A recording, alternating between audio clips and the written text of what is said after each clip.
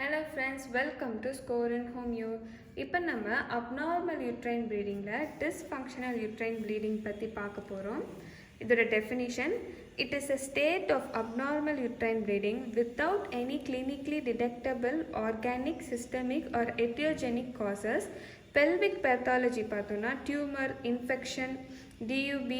Bleeding may be abnormal in amount and duration and frequency. So bleeding எதனாலன்னு நம்மளால guess பண்ணவும் முடியல, pathological findவும் பண்ண முடியல.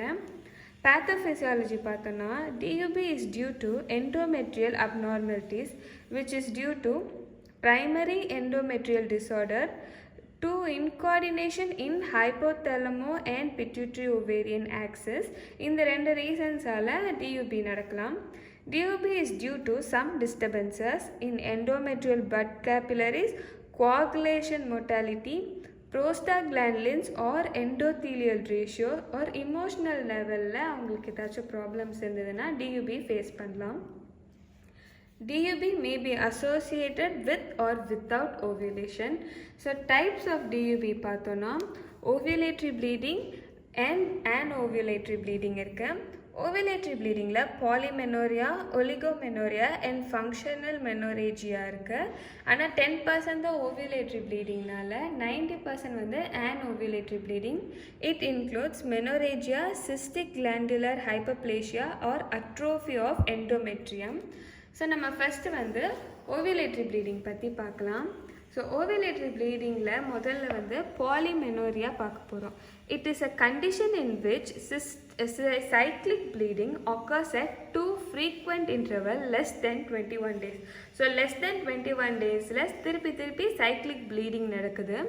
This condition usually occurs following childbirth and abortion, during premenopausal period or pelvic inflammatory diseases. அப்போ இந்த polymenorrhea நம்ம face பண்ணலாம் due to the hyperstimulation of follicular growth by FSH. Next ovulatory ப்ளீடிங்கில் அடுத்து பார்க்க போகிறது ஒலிகோமெனோரியா.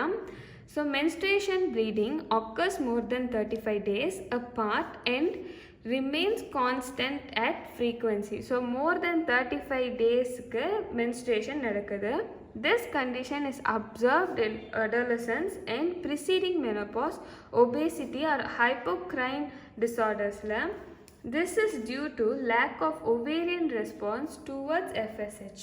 So அது ஸ்டாப்னு சொல்லும் போது stop ஆகாதனால functional menorrhagia, menstrual bleeding at normal interval but bleeding is either excessive in amount more than 80 ml in duration of 7 days. So 7 days ஆவோ இல்லை நிறைய blood loss ஆகும்போது functional menorrhagiaன்னு சொல்கிறோம். Irregular shedding and irregular ripening.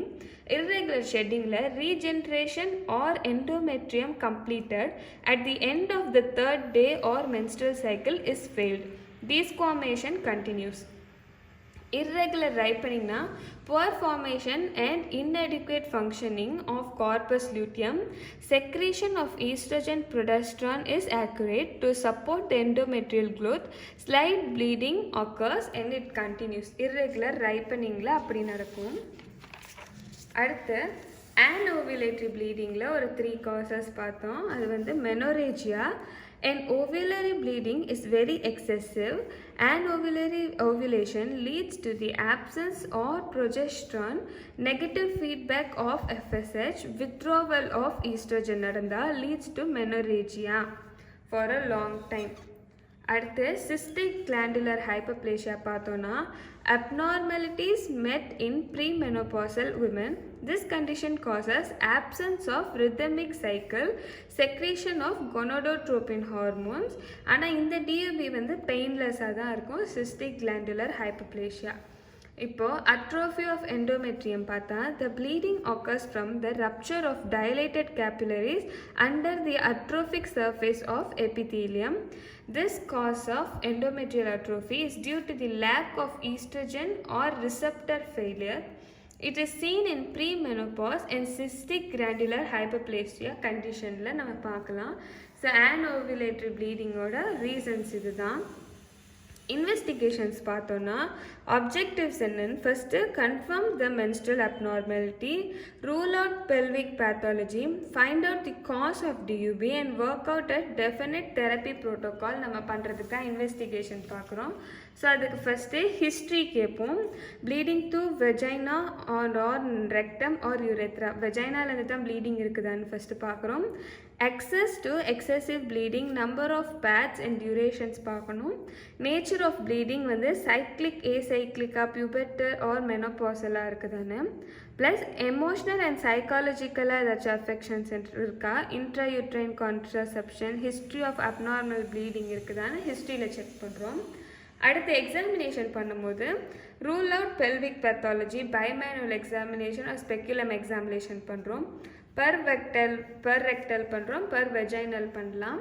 Special இன்வெஸ்டிகேஷன்ஸில் blood values check பண்ணலாம், haemoglobin, serum ferritin, iron levels check பண்ணுறோம்.